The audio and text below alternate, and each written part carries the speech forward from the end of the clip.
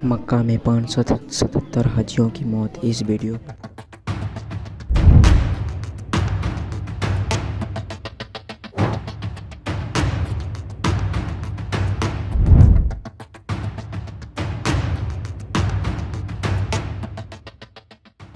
नमस्कार, आदाब, सत श्री अकाल, जय भीम, जोहार। मेरा नाम है नवीन कुमार। क्या धर्म जिंदगी से बड़ी चीज है? और पुण्य या सवाब भी तो तभी मिलेगा ना जब आप जीवित रहेंगे। देखिए कि सऊदी अरब के मक्का में गर्मी के कारण 12 जून से 19 जून के बीच यानी केवल एक हफ्ते में 577 हज यात्रियों की मौत हो गई। पिछले साल यह आंकड़ा 240 था।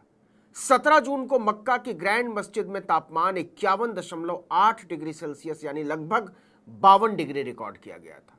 ब्रिटिश अखबार द गार्डियन की रिपोर्ट के मुताबिक मरने वालों में 323 नागरिक मिस्र के हैं और 60 जॉर्डन के। इसके अलावा ईरान, इंडोनेशिया और सेनेगल के हज यात्रियों की भी मौत हुई है। अभी तक ये नहीं पता कि इनमें भारतीय कितने और हैं भी या नहीं। सऊदी सरकार ने कहा है कि ज्यादातर मौतें हीट स्ट्रोक या गर्मी की वजह से बीमार पड़ने के चलते हुई हैं। इसके अलावा बहुत सारे हज यात्रियों का कुछ पता नहीं चल पा रहा है। मिस्र के विदेश मंत्री ने कहा कि वो सऊदी अधिकारियों के साथ मिलकर लापता लोगों को खोजने के लिए ऑपरेशन चला रहे हैं। इतना ही नहीं, सऊदी अरब सरकार के मुताबिक गर्मी की वजह से बीमार हुए करीब 2000 हज यात्रियों का इलाज किया जा रहा है। सऊदी ने सभी यात्रियों को छाते का इस्तेमाल करने की सलाह दी थी। इसके अलावा उन्हें लगातार पानी पीने और धूप से बचने के लिए भी कहा था। लेकिन ज्यादातर हाजी मानते हैं कि मुश्किलों में किए गए हज का पुण्य ज्यादा मिलता है, इसलिए वो आराम पहुंचाने वाली चीजों से परहेज करते हैं। लेकिन अब यह जिंदगी के लिए ही महंगा साबित हो रहा है। देखिए कि माउंट अराफात की इबादत के साथ हज यात्रा की ज्यादातर रस्में दिन में ही की जाती हैं और इसके लिए हज यात्रियों को लंबे समय तक बाहर धूप में रहना पड़ता है। वहां से लौटने वाले बताते हैं कि मक्का में सुबह 8 बजे से ही भारी गर्मी पड़ने लगती है और 12 बजते बजते तापमान 50 डिग्री के आसपास पहुंच जाता है।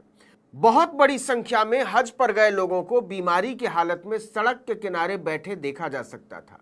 हज के रास्तों पर लगातार एम्बुलेंस दौड़ रहे थे। सऊदी सरकार ने शानदार इंतजाम किए। हज को अच्छे तरीके से संपन्न कराना और हाजियों को हर मुमकिन सुविधा पहुंचाना सऊदी अरब के शाही परिवार के लिए सम्मान की बात मानी जाती है। सऊदी बादशाह को 2 पवित्र मस्जिदों का संरक्षक भी कहा जाता है। लेकिन जितनी गर्मी पड़ रही है और जिस तादाद में लोग हज के लिए पहुंच गए, उसे देखते हुए इंतजाम कम पड़ गए। अक्सर तापमान 51 डिग्री सेल्सियस के पार चला जाता है। सऊदी अरब के अधिकारियों के मुताबिक मक्का में जलवायु परिवर्तन का गहरा असर हो रहा है। यहां हर 10 साल में औसत तापमान 0.4 डिग्री सेल्सियस बढ़ रहा है। मतलब 2.5 साल में औसत तापमान 1 डिग्री बढ़ जाता है। इसे ऐसे समझिए कि केवल 20 साल पहले मक्का का औसत तापमान 45 डिग्री हुआ करता था, आज ये 50 डिग्री है। इस साल करीब 18 लाख हज यात्री हज के लिए पहुंचे थे।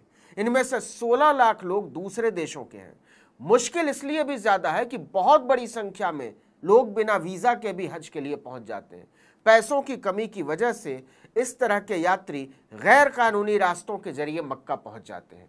न्यूज एजेंसी एएफपी ने सऊदी अधिकारियों के हवाले से लिखा है कि मरने वालों में मिस्र के यात्रियों की तादाद इसलिए ज्यादा है क्योंकि इनमें से बहुत सारे ऐसे हैं जिन्होंने हज के लिए रजिस्टर ही नहीं कराया था, उनके लिए बंदोबस्त ही नहीं किए गए थे। हज यात्रा की शुरुआत में सऊदी ने बिना रजिस्ट्रेशन वाले हजारों यात्रियों को मक्का से लौटा दिया था। अब आइए जरा समझते हैं कि हज होता क्या है और यह मुसलमानों के लिए इतना अहम क्यों माना जाता है। तो इस्लाम में 5 फर्ज में से एक फर्ज हज है। कहते हैं हर मुसलमान को जिंदगी में कम से कम एक बार इस फर्ज को निभाना होता है। धार्मिक मान्यताओं के मुताबिक साल 628 में पैगंबर मोहम्मद ने अपने 1400 शिष्यों के साथ एक यात्रा शुरू की थी। यह इस्लाम की पहली तीर्थ यात्रा बनी और इसी यात्रा में पैगंबर इब्राहिम की धार्मिक परंपरा को फिर से स्थापित किया गया। इसी को हज कहा जाता है। हर साल दुनिया के अलग अलग हिस्सों से मुसलमान हज के लिए सऊदी अरब के मक्का पहुंचते हैं। इसमें 5 दिन लगते हैं और ये ईद उल अजहा या बकरीद के साथ पूरी होती है। सऊदी अरब हर देश के लिए हज यात्रियों का कोटा तैयार करता है, उसी के हिसाब से तैयारी की जाती है। इनमें इंडोनेशिया का कोटा सबसे ज्यादा है। इसके बाद पाकिस्तान, भारत, बांग्लादेश, नाइजीरिया का नंबर आता है। इसके अलावा ईरान, तुर्की, मिस्र, इथोपिया समेत कई देशों से हज यात्री सऊदी पहुंचते हैं। हज यात्री पहले सऊदी अरब के जिद्दा शहर पहुंचते हैं, वहां से वो बस के जरिए मक्का शहर जाते हैं। देखिए, हज के 5 चरण होते हैं। पहला होता है एहराम। यह पहनावे और उसकी शुद्धता से संबंधित है। हज पर जाने वाले सभी यात्री यात्रा के पहले दिन से ही एक खास तरह का कपड़ा पहनते हैं जिसे एहराम कहा जाता है। इसे सिला नहीं जाता। यह सफेद रंग का एक कपड़ा होता है, लेकिन हज पर जाने वाली महिलाओं को एहराम पहनने की जरूरत नहीं होती। हज का दूसरा चरण होता है उम्रा। मक्का पहुंचकर जायरीन सबसे पहले उम्रा करते हैं। उम्रा साल में कभी भी किया जा सकता है। हज के दौरान ही इसे करना जरूरी नहीं है, लेकिन ज्यादातर यात्री हज के दौरान ही उम्रा करते हैं, पैसे बचते हैं। लेकिन हज कभी भी नहीं किया जा सकता, इसका समय तय है। हज का तीसरा चरण है मीना और अराफात का मैदान। देखिए, हज की शुरुआत इस्लामिक महीने जिलहिज्र की 8वीं तारीख से होती है।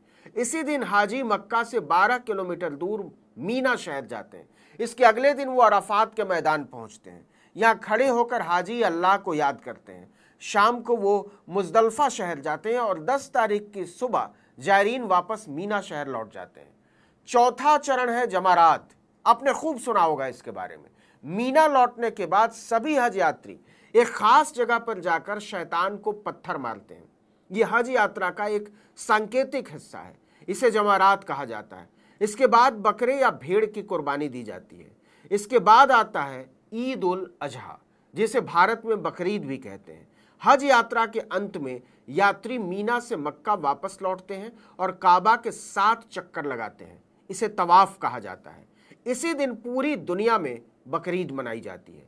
इस्लामिक महीने की 12 तारीख को आखिरी बार तवाफ और दुआ करने के बाद हज की यात्रा पूरी हो जाती है।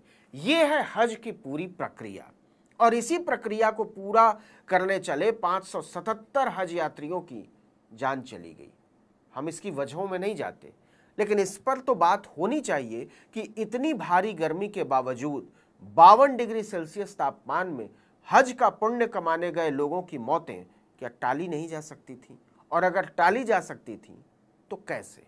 इस वीडियो में इतना ही, लेकिन अगर आपने आर्टिकल 19 इंडिया को अब तक सब्सक्राइब नहीं किया है तो फौरन कीजिए, बेल आइकॉन दबाइए, घंटी जैसी आकृति, लाइक कीजिए और कमेंट करके बताइए हमारा वीडियो आपको कैसा लगा।